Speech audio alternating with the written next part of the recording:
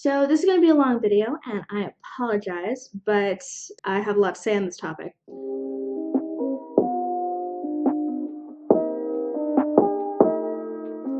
Hey everybody, and welcome back to my channel.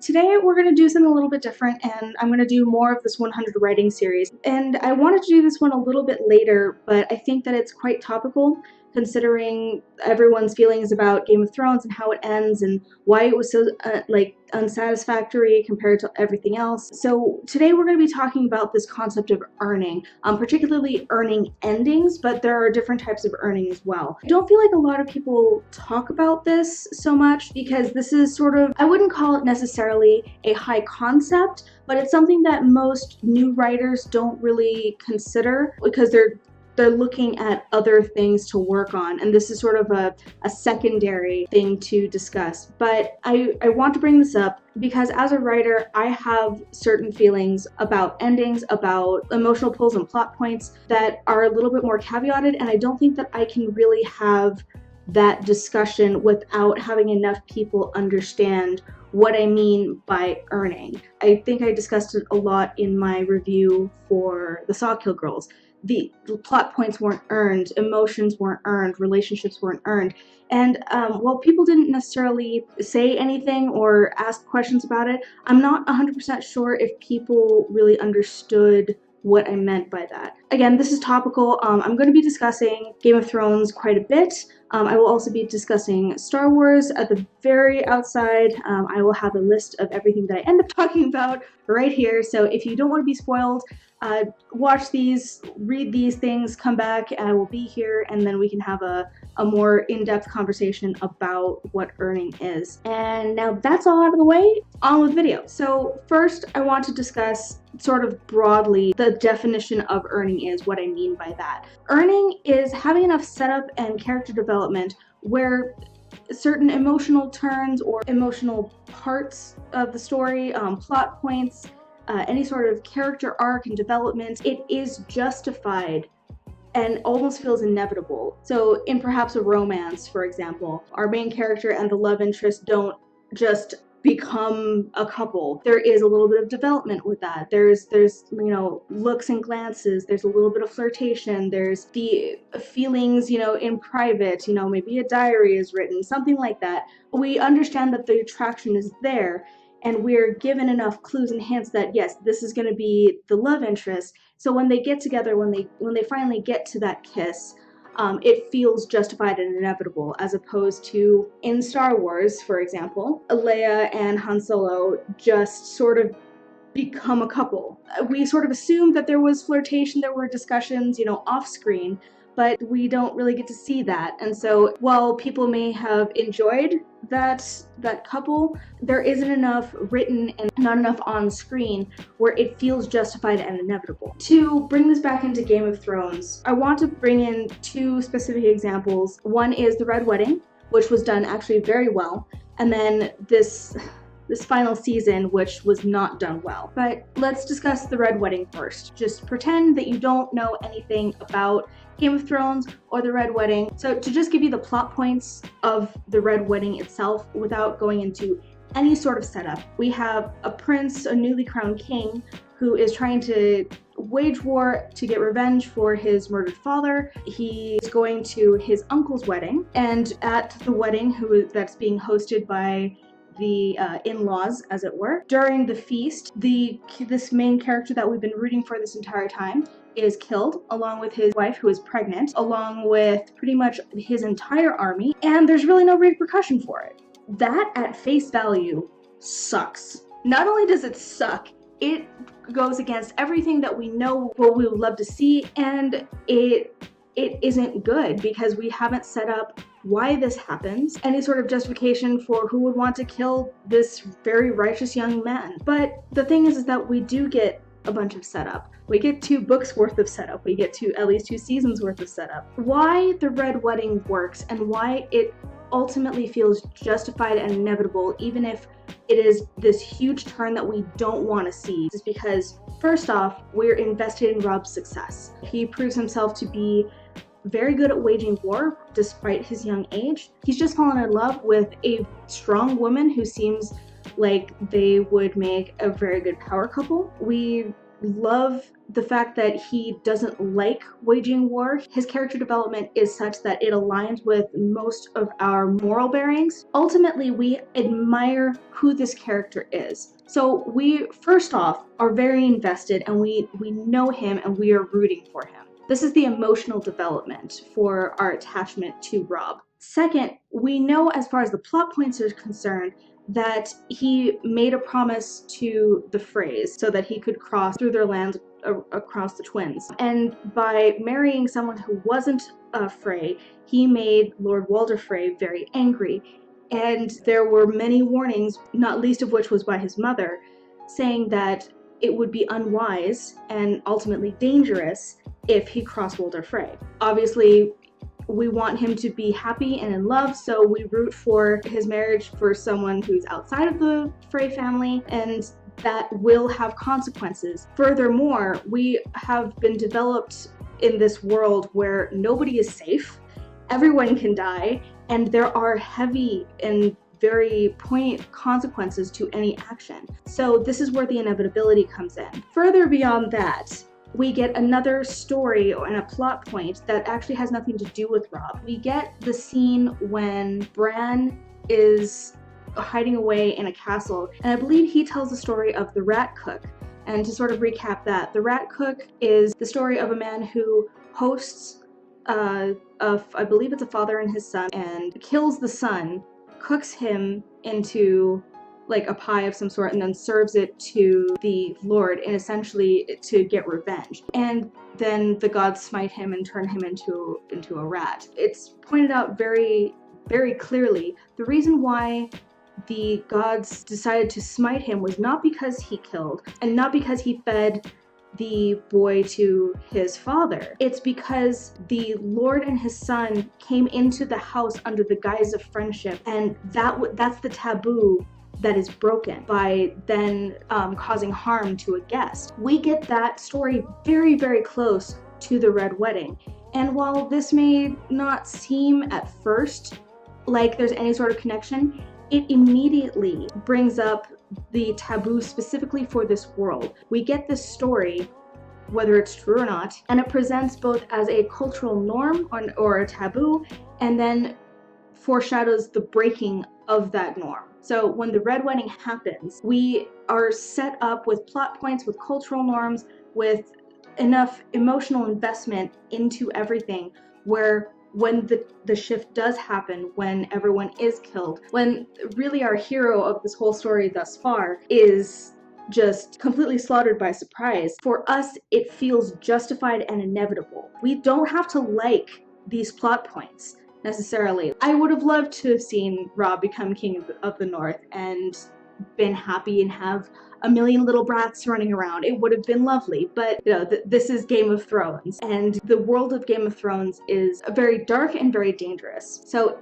it came as a shock to a lot of people, and that's fair. But it didn't come with the backlash that this final season of Game of Thrones did. And this is a huge example of plot points, storylines, you know, character arcs that were not earned. For what it's worth, and to give my opinion, I didn't hate this last season as much as I think a lot of other people did. Ultimately, I think that everything was a shortcut. There should have been a few more episodes at the very least. I also think that George R.R. Martin did express these plot points to the writers with the sort of understanding that the writers would try as much as they can to fill out these points, and instead Dan and Dave just sort of got to the points without actually giving us the journey to those points. And the journey is just as important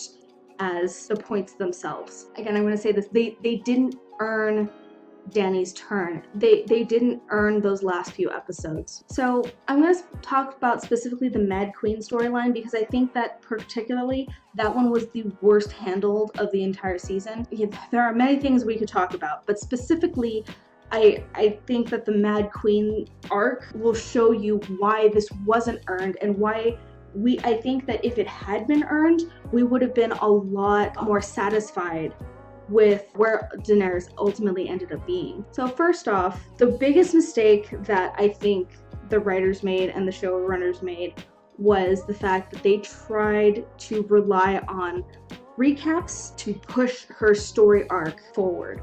There's at least one recap where pretty much the entire thing is people from the past, from previous seasons, discussing when a Targaryen is born, the gods flip a coin. There's other people saying, she's not her father, the Targaryens were mad, the Mad King, blah, blah, blah, blah. And that's not good storytelling, first off. Second, you can't just have people speculating around a character's arc without the character themselves actually showing one way or the other. If you actually go back and look at previous seasons, what her actions are, we do get a lot of hints. We get the fact that she does feel righteous whenever she destroys, and much in the way that her father did. We get the fact that she doesn't rely on her council. She doesn't really listen to them, particularly as she gets more powerful and she gets more confident in the fact that she can rule. And she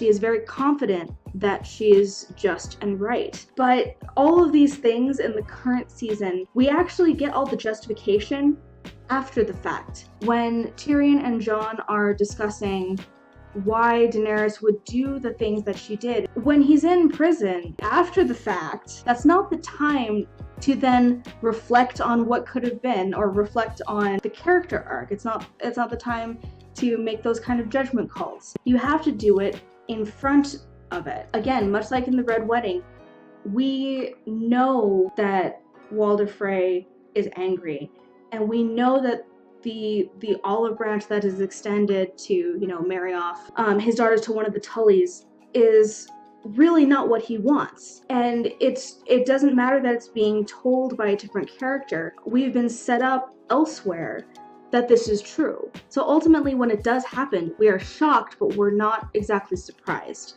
if that makes sense. With Daenerys, she is emotionally volatile, and we do get inklings of that, except for the fact that we also get the opposite. We get the fact that she's very steely. We get the fact that she's actually doesn't really know how to rule. And it's very, very clear when she decides to execute one of her council in a land that she's really not familiar with. There's backlash. She must rule with an iron fist as opposed to, having the love of her people. She is delusional in the fact that she thinks that she has the love of her people when she really doesn't. But we're convinced. We follow her and we don't really follow anyone else, or not enough, where we feel that there's this disconnect between what Daenerys knows and what her council believes and what's really going on the outside. That is a key difference to what's happening, and we don't see that until way too late. Everything is also rushed. I believe that at the very least, her spiral into despair and possibly madness, that should have been at least one episode, if not more. There easily could have been one episode dedicated specifically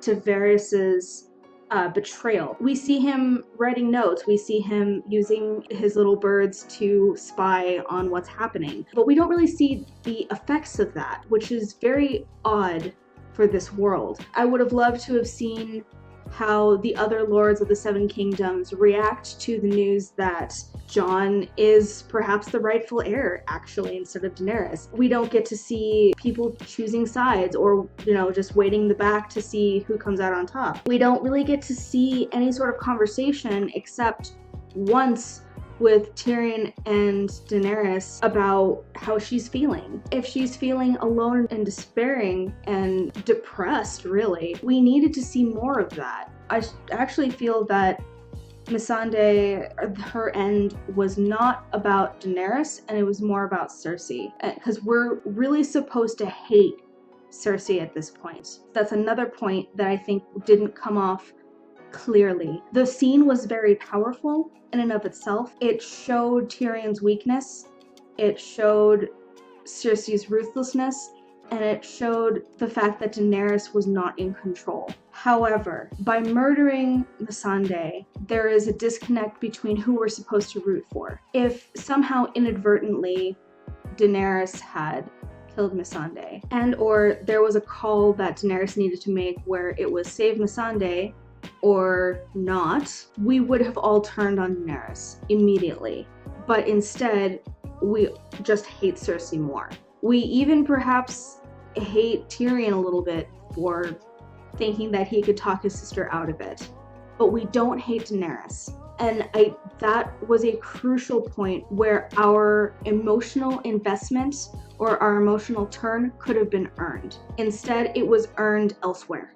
In all, we didn't get enough setup emotionally, we didn't get enough setup for plot points, we didn't get enough ramifications elsewhere in the world. And even though it might feel inevitable, as far as, you know, what has come before, what people have said about the Targaryens, it doesn't feel justified. And that's a huge part of earning. You can actually have something feel not inevitable, but they need to feel justified. Without the justification, ultimately your characters, your plot will feel cheap. When we talk about earning an ending, if without the justification, the ending will feel very cheap. So now that I've shown what earning is, what it looks like when it's done well, what it looks like when it's done very poorly, there are a few things that I feel like should be touched up upon just to sort of wrap this up. The first and most foremost lesson is that earning cannot be shortcutted. This is actually a huge thing in romances where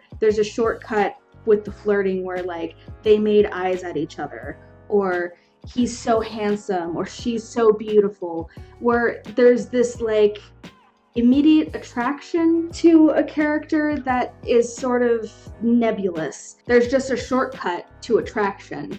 And sometimes that in real life that is the case. You know, someone is immediately drawn to somebody because they're beautiful. That can be, but that can't be the only thing that then makes them a couple. There must be more. Usually it takes a while for the couple to get together. Another thing that we need to talk about earning is that you can't just tell us that something is being earned. Again, this is the mistake that the showrunners did for Game of Thrones, where they tried to rely on the wrap-up to really justify and to show this turn in Daenerys. This is also something that I had a problem with Sawkill Girls, where there was so much telling involved about what things were, or where the plot points were cheapened. If we're talking about romances, it's after the initial, you know, making of eyes, then they asked him out on a date. And what?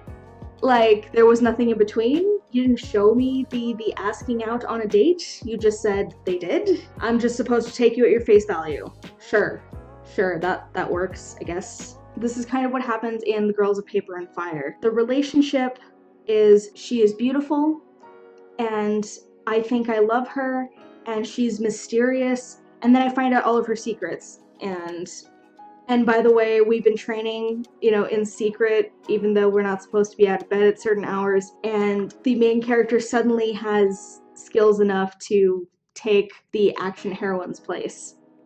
It's not really how that works. There are lots of shortcuts taken in Girls of Paper and Fire because they're trying to get on with different emotional points. So when the turn at the end does happen, where our main character has to step in for our action heroine, it doesn't feel earned, it doesn't feel right, it doesn't feel good. Particularly when you are earning, you really have to detail out and show what is happening, why certain things matter. And a lot of times that means that you take longer to get to certain places. You can't rush it. Don't elongate it necessarily, because too long is too long, but you can't make it short. You can't gloss over aspects expecting your reader to make the jump with you. The only time that I can think of that shortcuts are okay or feel necessary is when we're discussing historical context or cultural context. So what I mean by that is when we're talking about our classic literature, where certain norms just aren't normal for us anymore. For example, there is hand etiquette. So, you know, we always think of, upon a gentleman meeting a lady, that he will take her hand and kiss the back of it. There was hand etiquette. You could kiss the back of a lady's hand if you were friendly, if this was not necessarily the first time that you had spoken with each other, or this is not the first time that you'd been introduced, if there was a romantic interest, but generally it was taking the hand and nodding, like that, pretend it was a hand. But that was the more respectful approach. And there were different things, you know, turning the hand over, kissing the palm to indicate a romantic advance. You know, there were many different ways that you could approach hand etiquette that may have made a huge significant difference with this one little thing in a classic that maybe we sort of skip over because we don't understand anymore. And it may make a huge impact on a character arc, potentially, that we're just not aware of. And so we're like, well, why was that shortcut taken? Everyone within that cultural sphere in that time period understood the ramifications for this action. And actually, this is going back to the Red Wedding. The cultural significance of the story of the rat cook gives us the context needed for why it was so surprising for Rob and his war party to have been invited in under the guise of friendship and then be totally surprised that they were betrayed. Culturally, it's not normal for them, but we get that setup as opposed to certain classics where it's just sort of understood. This is also true when we're talking about cultures different than our own. For example, off the top of my head, the color red in certain cultures, it's a bad color. It's the color of blood. It's the color of violence. You never want to write a letter to somebody in red pen because that is a very aggressive color. But in China, red is the color of luck. And in Japan, it's a child's color. It's something that you would never see an adult wear. It's considered to be something for like 10 and under. Again, sometimes these things are shortcuts because the people of that culture understand the meaning of that color, as opposed to someone outside of the culture who would not understand why that was being done. Another really poignant example of this is black and white. So, at least in Japan, black is just a formal color. People will wear black to weddings because it's a formal occasion. But if you wear white, white is supposed to be a color for dead people. It's a bad color. As opposed to in a lot of other cultures, white is a symbol of purity, and we have people who dress in white for weddings and such and so forth.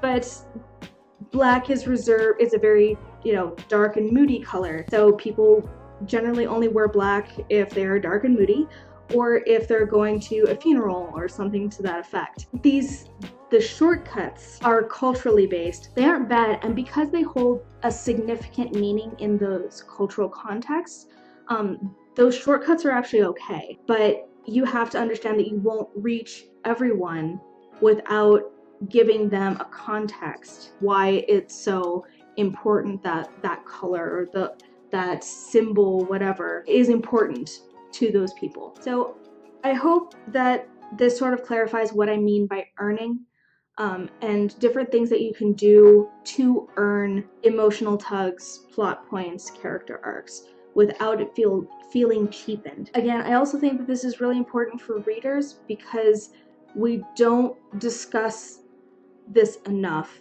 Again, this is a sort of shortcut that I was talking about with relatability, in that we'll say the plot didn't make sense to me, or the plot didn't work for me, or this character arc didn't seem to follow through. And it's not necessarily that I didn't follow through all the time. Sometimes that's the case, and I won't deny that at all. But a lot of times it's that these plot points make sense, and in fact perhaps even feel inevitable, but they're not justified. And this justification for whatever action the characters end up taking or the plot ends up taking, they haven't been earned. They're not bad, they're not there yet. The rest of it's not there yet. So I hope this helped in some way, shape, or form, and that you enjoyed me rambling for I don't know how many minutes. This is already 45 that I've been talking to the camera. terribly. Thank you so much for watching. If you like this video, please give it a thumbs up and hit the subscribe button and the notification bell down below for content that will be similar but better than this. Please, again, share this video or other videos that you enjoy, because we're still trying to get to 100 subscribers. We're so close. I want to say we're like 8 or 9 away, and I guess I will see you in the next video. Alright, bye! She said it will never go away. I know there is nothing left to say. Can we try to hold on just for now, even if we don't know how to show them what we're all about?